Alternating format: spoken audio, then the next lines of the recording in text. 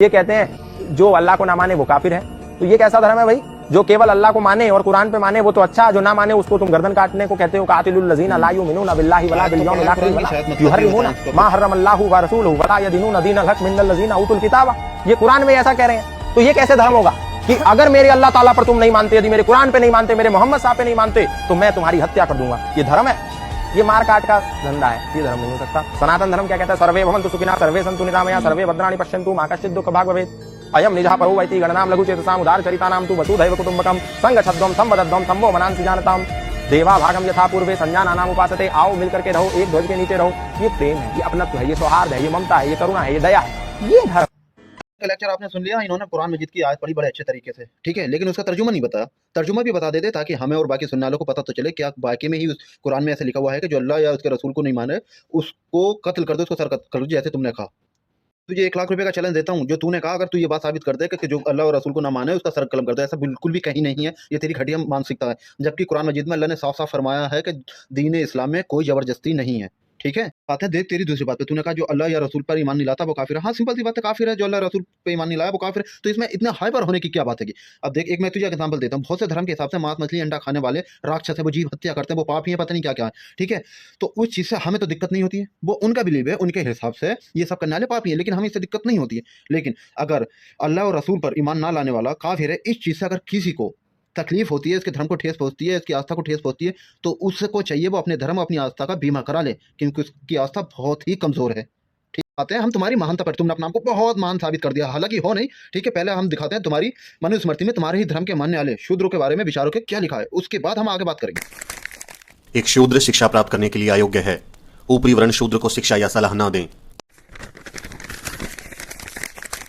यह आवश्यक नहीं कि शूद्र को नियमों और संहिताओं का पता होना चाहिए, और इसलिए उन्हें पढ़ाने की आवश्यकता नहीं है। जो इसका उल्लंघन करेगा वो नरक में जाएगा। एक ब्राह्मण को ऐसे देश में न रहने दें जहां शासक शूद्र हो। शूद्रों की उपस्थिति में वेदों को कभी नहीं पढ़ना चाहिए। जिस देश में ब्राह्मण नहीं है, जहां ब्राह्मण खुश नहीं है, वो देश तबाह हो जाएगा। सिर्फ एक ब्राह्मण सभ्य होता है, वो न्यायाधीश के रूप में कार्य करे, लेकिन शूद्र कभी ऐसा नहीं कर सकता। एक राजा जिसके साम्राज्य में एक शूद्र कानून का पालन कराए, वो साम्राज्य दलदल में गाय की तरह डूब जाएगा। अगर कोई ब्राह्मण को गुलाम बनाने की कोशिश करता है तो उस पर 600 पर्ण का जुर्माना लगाना चाहिए। एक ब्राह्मण शूद्र को किसी वेतन के बिना सेवा करने का आदेश दे सकता है, क्योंकि ब्राह्मणों की सेवा करने के लिए ही ब्रह्मा ने शूद्र को बनाया है। भले ही एक ब्राह्मण शूद्र को गुलामी से मुक्त कर दे, लेकिन शूद्र फिर भी गुलाम बना रहता है। किसी को भी उसे मुक्त करने का अधिकार नहीं है। एक शूद्र जो द्विज व्यक्ति का अपमान करता है, उसकी जीभ कटेगी, क्योंकि वो नीच है। अगर शूद्र द्विज नामों और जातियों का उल्लेख करता है तो एक 10 उंगली लंबी लोहे की कील गर्म करके उसके मुंह में डाल दी जाए। यदि कोई शूद्र घमंड से ब्राह्मणों को धर्म का उपदेश देता है तो राजा उसके मुंह और कानों में जलता हुआ तेल डलवा दे। एक शूद्र जो ऊंची जाति की महिला के साथ संभोग करता है तो उसे मौत के घाट उतार दिया जाना चाहिए और उसकी संपत्ति को जब्त कर लिया जाना चाहिए। एक ब्राह्मण शूद्र को बाध्य कर सकता है, चाहे वो खरीदा गया हो या बिना काम किया हुआ हो। किसी भी शूद्र के पास खुद की संपत्ति नहीं होनी चाहिए। उसके पास खुद का कुछ भी नहीं होना चाहिए। एक धनी शूद्र का अस्तित्व ब्राह्मणों के लिए बुरा है। एक ब्राह्मण शूद्र के माल पर अधिकार कर सकता है। एक ब्राह्मण बिना किसी हिचकिचाहट के शूद्र की संपत्ति जब्त कर सकता है। एक शूद्र जो सिर्फ अपना पेट भरना चाहता है, एक वैश्य की सेवा कर सकता है। यदि वो जीवित रहने का स्थायी साधन चाहता है तो वो एक क्षत्रिय की सेवा कर सकता है, लेकिन अगर वो स्वर्ग जाना चाहता है या अगली पीढ़ी में उच्च या श्रेष्ठ जन्म चाहता है तो उसे ब्राह्मण की सेवा करनी चाहिए। एक शूद्र का सबसे पवित्र कर्तव्य ब्राह्मणों की सेवा करना है। हमेशा ब्राह्मण शब्दों का अत्यंत भक्ति के साथ पाठ करना चाहिए। ऐसे शूद्र को मोक्ष मिलेगा, अन्यथा वो बहुत बुरी मौत मर जाएगा और सबसे बुरे नरक में जाएगा।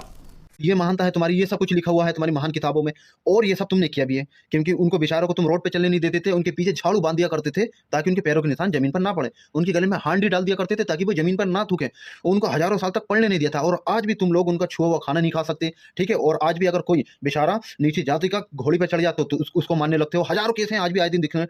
उसको नल से पानी पीने नहीं देते हो, आज भी उसका छुआ हुआ तुम खाओगे नहीं, ठीक है। मूंछ रखने पे उसको मार देते हो आज। और वो दूसरी बात, वो मंदिर का पुजारी नहीं बन सकता।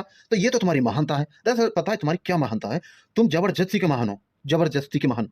बाकी ऐसा रियलिटी में कुछ नहीं है। तो इसलिए जो भी बोलना है ना, सोच समझ कर बोलो करो। तुम्हें ये लगता है हम लोग अगर कुछ तुम्हारे बारे में बोलते नहीं है ना तो हमें पता नहीं है, हमें सब पता है। लेकिन हमारे दीन ने, हमारे इस्लाम ने हमें इस चीज़ से मना किया है कि वो बातें मत बोलो किसी के धर्म के बारे में जिससे उसको तकलीफ हो। लेकिन अगर तुम हमारे झूठ को सच और सच को झूठ बनाकर दिखाओगे तो हम तुम्हें तुम्हारी रियलिटी जरूर दिखाएंगे। इसलिए अपनी महानता अपने पास रखो, दूसरे को नीचा मत दिखाओ।